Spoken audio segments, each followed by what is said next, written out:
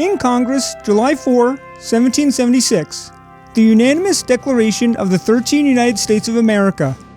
When in the course of human events, it becomes necessary for one people to dissolve the political bands which have connected them with another, and to assume among the powers of the earth the separate and equal station to which the laws of nature and of nature's God entitle them, a decent respect to the opinions of mankind requires that they should declare the causes which impel them to the separation.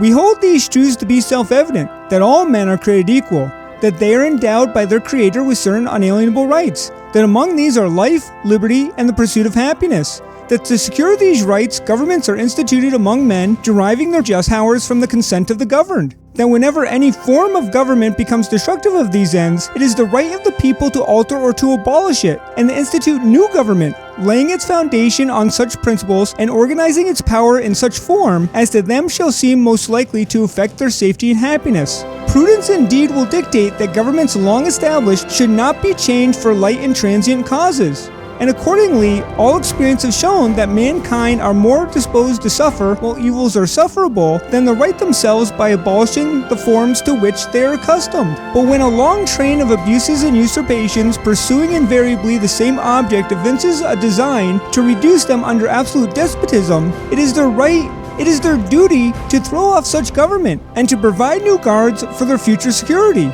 Such has been the patient sufferance of these colonies, and such is now the necessity which constrains them to alter their former system of government. The history of the present King of Great Britain is a history of repeated injuries and usurpations, all having in direct object the establishment of an absolute tyranny over these states. To prove this, let facts be submitted to a candid world.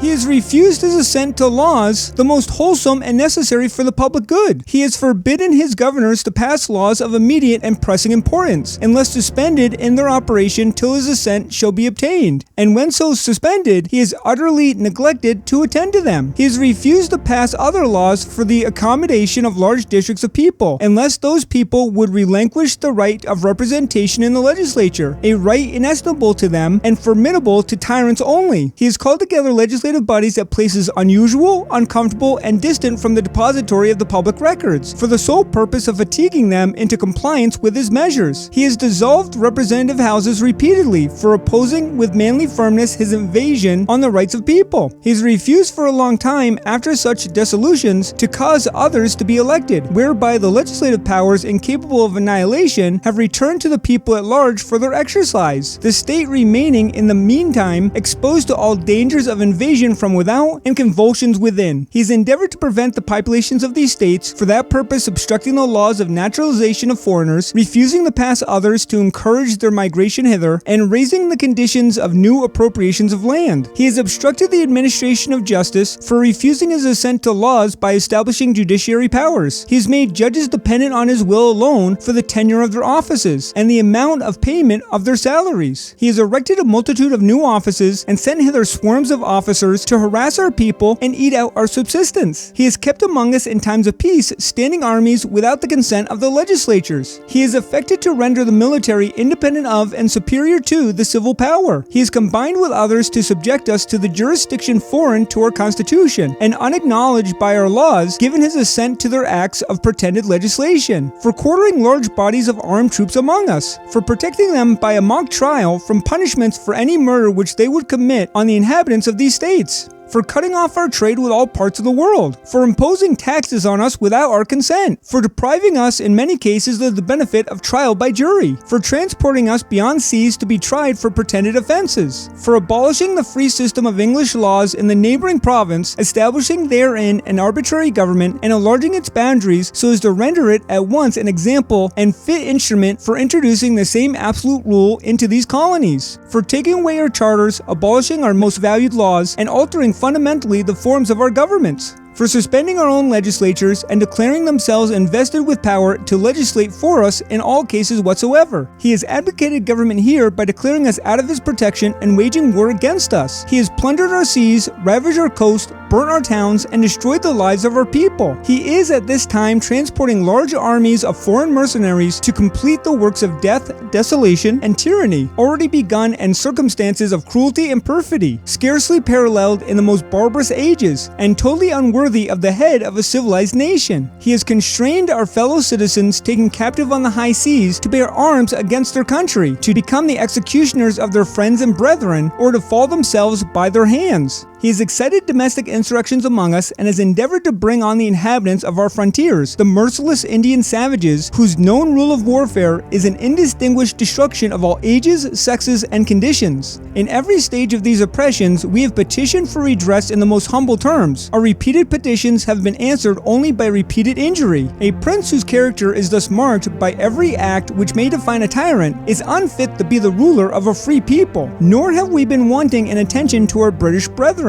We have warned them from time to time of attempts by their legislature to extend an unwarrantable jurisdiction over us. We've reminded them of the circumstances of our immigration and settlement here. We've appealed to their native justice and magnanimity, and we have conjured them by the ties of our common kindred to disavow these usurpations, which would inevitably interrupt our connections and correspondence. They too have been deaf to the voice of justice and consanguinity. We must therefore acquiesce in the necessity which denounces our separation and hold them as we hold the rest of mankind, enemies in war, in peace, friends. We therefore, the representatives of the United States of America, in General Congress assembled, appealing to the Supreme Judge of the world for the rectitude of our intentions, do, in the name and by the authority of the good people of these colonies, solemnly publish and declare that these united colonies are, and of right ought to be, free and independent states, that they are absolved from all allegiance to the British Crown, and that all political connection between them and the state of Great Britain is and ought to be totally dissolved, and that as free and independent states, they have full power to levy war, conclude peace, contract alliances,